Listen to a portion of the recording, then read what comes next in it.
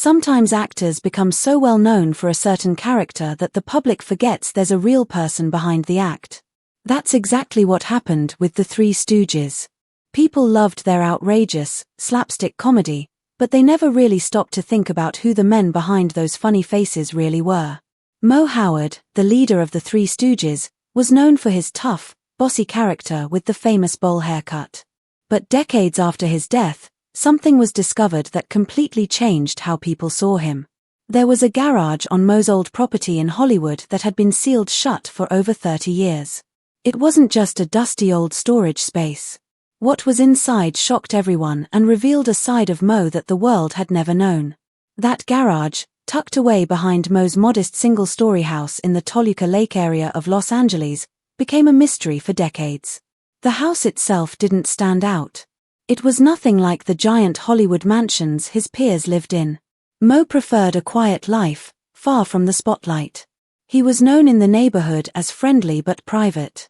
He would wave to neighbors and exchange a few polite words, but he never talked about his fame or what he did for a living. And then there was the garage. It looked like a normal outbuilding, but its windows were covered, and the door was locked with heavy padlocks. Nobody went in or out. Even the mailman who had been on the route for years noticed how strange it was. He said it seemed like Moe was hiding something very important in there. What made the whole thing even more intriguing was that Moe had mentioned the garage in his final interviews. When people asked about his personal belongings, he would smile and say, "It's my dream," but he never explained what he meant. Close friends remembered hearing noises coming from the garage, the sounds of boxes moving and papers rustling, but Moe never let anyone inside. He always went in alone and locked it behind him every time. It seemed clear that whatever he was doing in there, he didn't want anyone else to know. After Moe passed away, his will included a very unusual instruction. He said that the garage should remain completely untouched for at least 30 years. Nobody in his family understood why.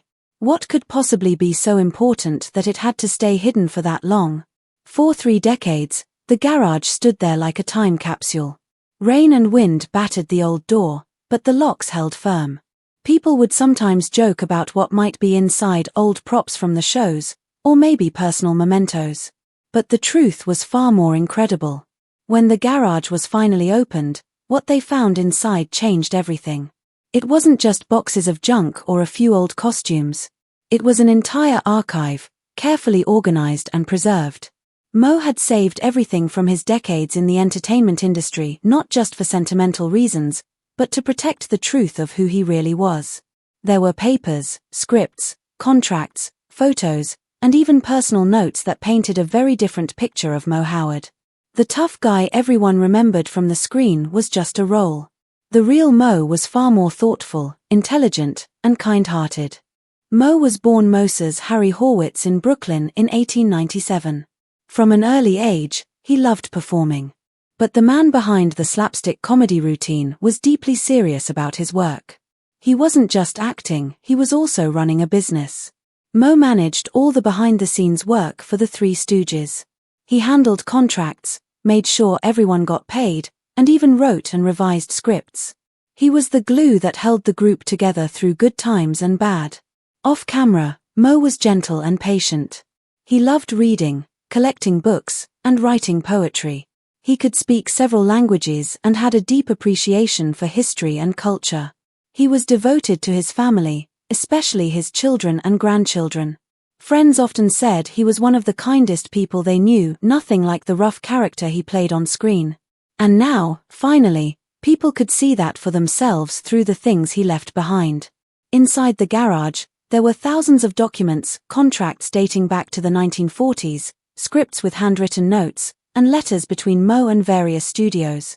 One of the most important finds was a collection of contracts signed by Moe, Larry, Curly, and Shemp from their time with Columbia Pictures. These were not just business papers. They showed how involved Moe was in protecting the team's interests and making sure they were treated fairly. There were also promotional materials from their tours, including rare posters from their first trip to the UK in 1939. All of it had been preserved in perfect condition, each item carefully labeled and stored. The scripts were perhaps the most fascinating. Moe had saved nearly 300 of them, including some from the very early days with Ted Healy. But the one that stood out the most was his handwritten draft of Three Little Pigkins, a short film from 1934 that helped define the Three Stooges' style and identity. Seeing his actual handwriting on those pages gave fans a new understanding of just how involved he was in shaping the group's success. What also came to light was just how business-savvy Moe was. He had kept a detailed record of every financial deal the group ever made. From licensing merchandise to negotiating new film contracts, Moe had thought ahead in ways most performers didn't. He wasn't just trying to be funny, he was building something that would last. The Garage showed that the Three Stooges weren't just a bunch of comedians. They were a well-managed brand that Moe had worked hard to protect and grow. Among all these discoveries, there was something else, something even more personal. At the center of the Garage was Moe's pride and joy, a 1952 Cadillac Series 62 sedan. It was still gleaming after all these years, lovingly maintained and parked exactly the way he had left it. This wasn't just a car. It was a symbol of everything he had achieved. Moe had grown up in a working-class family in Brooklyn. To one day own a car like that, one of the finest luxury vehicles of its time, was proof of how far he had come. Alongside the car were photos of Moe with his Cadillac. These weren't publicity shots. They were private family pictures showing him teaching his kids about the car's features or standing proudly next to it at birthday parties. In one photo, he was smiling as he showed his grandson the engine. It was clear how much joy the car brought him. Tucked under the seat was a handwritten note in Moe's own words.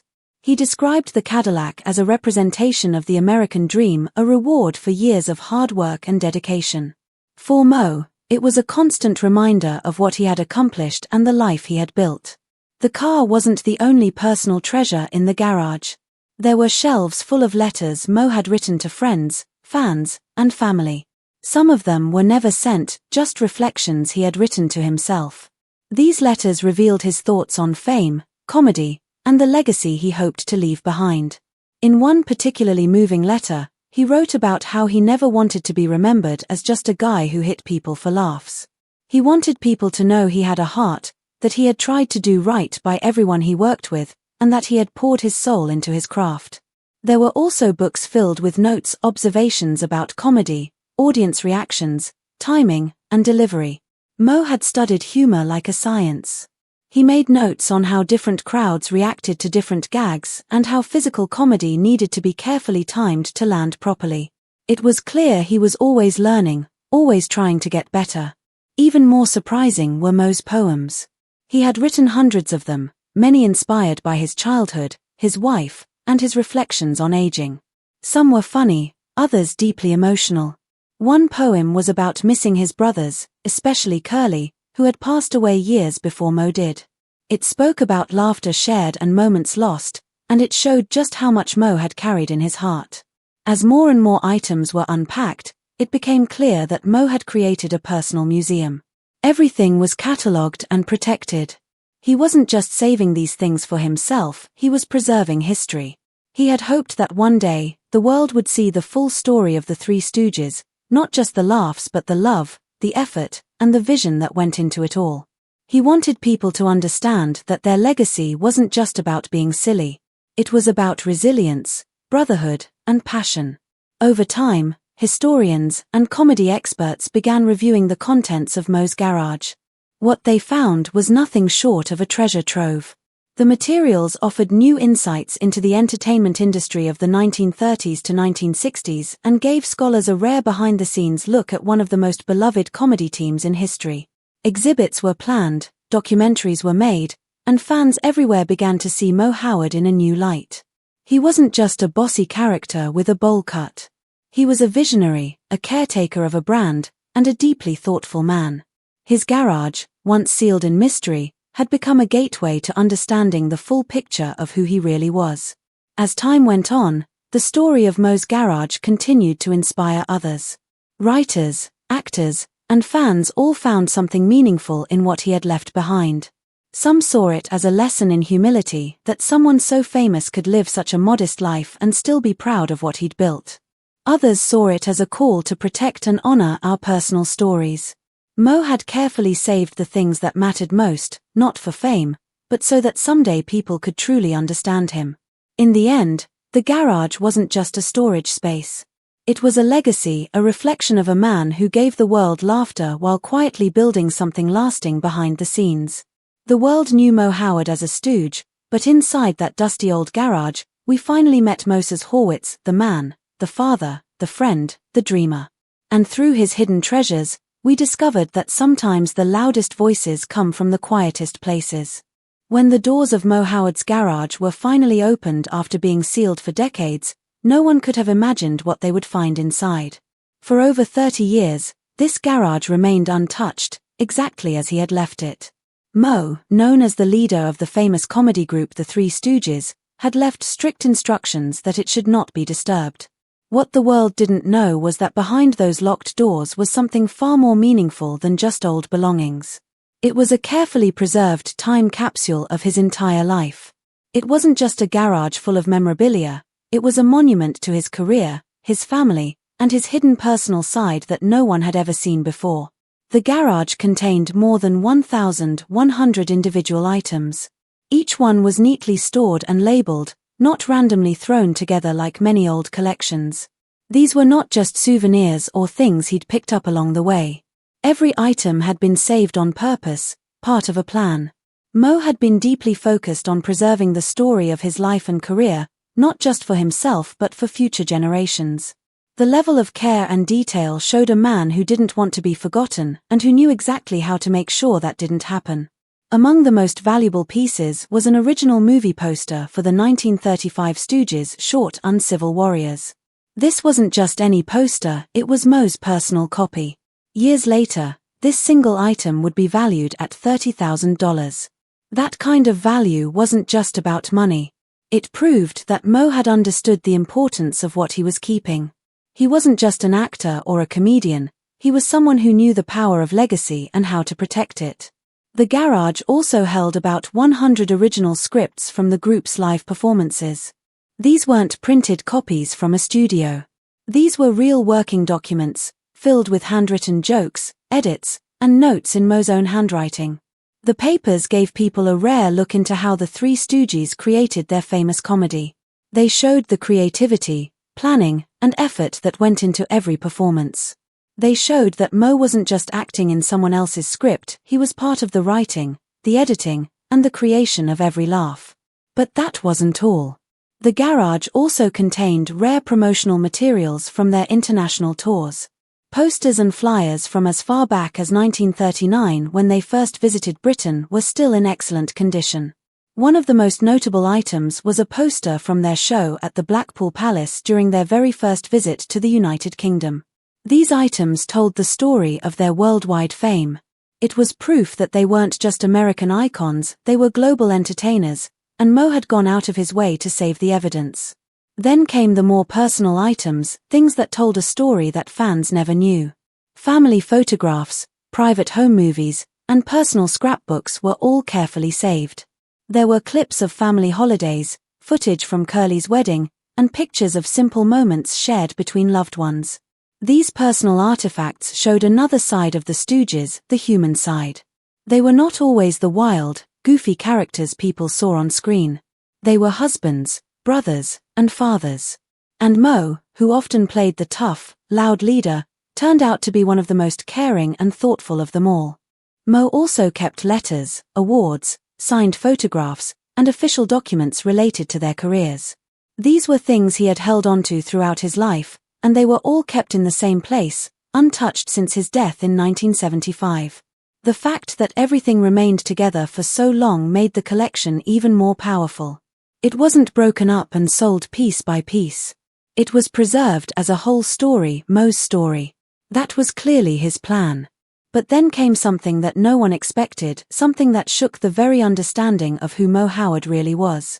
Hidden among the papers was a passport dated May 11, 1939.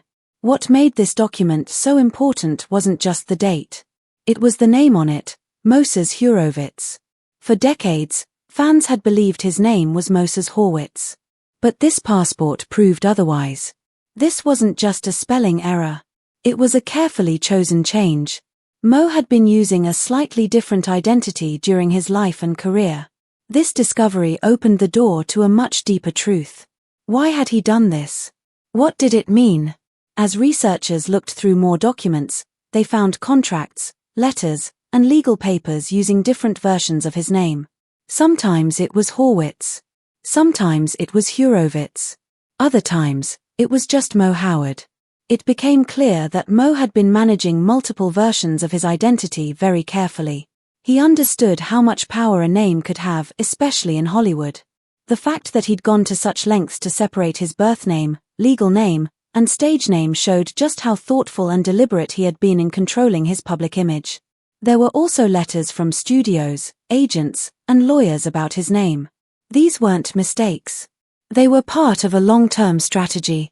Moe had made choices about how he wanted to be seen by the world.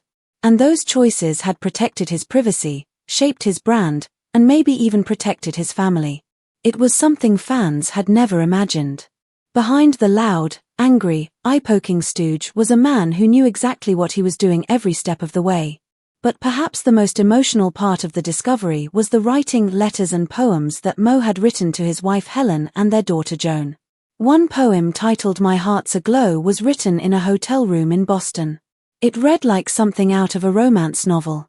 It was filled with deep, emotional words about love, dreams, and devotion. This wasn't something you'd expect from a man known for slapping and shouting in comedy routines.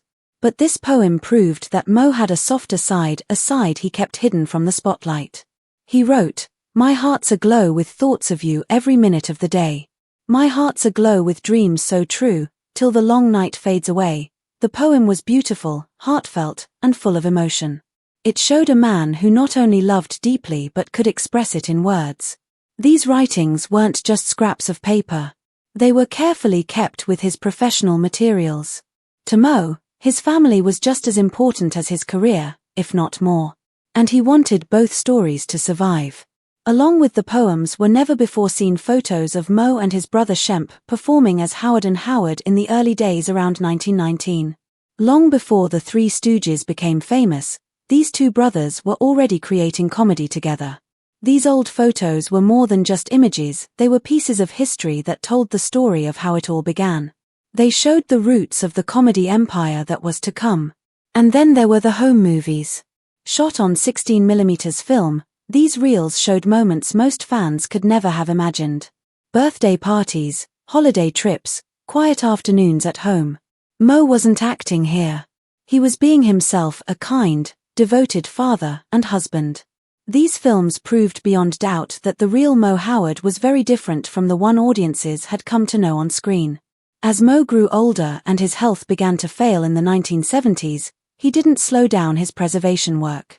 In fact, he began organizing everything even more carefully.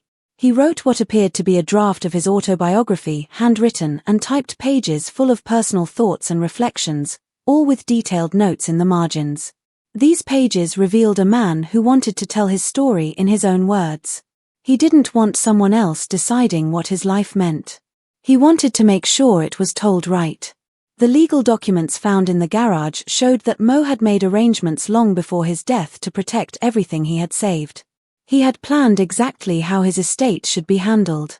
The 30-year seal on the garage wasn't just a random idea, it was part of a bigger plan. Moe had set a timeline for when the world would finally see his collection. He was thinking not just about the present, but about the future. He wanted to control how his story was told, even long after he was gone. The garage didn't just contain scripts and photos. It also had rare collectibles, things fans never even knew existed. There was a complete set of Three Stooges hand puppets from around 1937, the first officially licensed toys ever made of the comedy group. These puppets were proof that the Stooges had gone beyond just films, they had become cultural icons, part of pop culture history. The collection also held awards Moe had received throughout his life. These awards showed that even though their comedy was often considered silly or lowbrow, they had earned real respect in the entertainment industry. And then, at the center of the garage, was something that truly symbolized Moe's success, a 1952 Cadillac Series 62 sedan. This wasn't just a car. It was a symbol of everything he had achieved. The car was spotless, perfectly maintained, and fully documented. It was clear that this vehicle held deep meaning for Moe. It represented how far he had come from a poor boy in Brooklyn to a successful entertainer who had earned everything through hard work and determination. In notes found around the garage, Moe had described the collection as his dream, not just the Cadillac, but everything. The scripts, the photos, the poems, the documents, they all formed a complete story. Moe had spent his life building something much bigger than a comedy career. He had built a legacy. So when the garage was finally opened after 30 long years, it wasn't just a shocking discovery, it was a gift. It showed a side of Moe Howard that no one had ever seen before. Not just the leader of the Three Stooges, but a loving father, a devoted husband, a careful planner, a talented writer, and a man who understood the importance of preserving the truth. The toughest part of the story isn't what was found, but the realization that all of it had been hidden away, waiting for the world to catch up. The real Moe Howard wasn't the man yelling and slapping on screen. He was the man who saved every detail of his life with care and purpose, wanting future generations to understand who he truly was. That's the most surprising truth of all. So now, after all these years, we finally get to meet the real Moe Howard, not just the character, but the man behind the bowl cut. And thanks to the quiet work he did in that sealed garage, his full story will be remembered forever.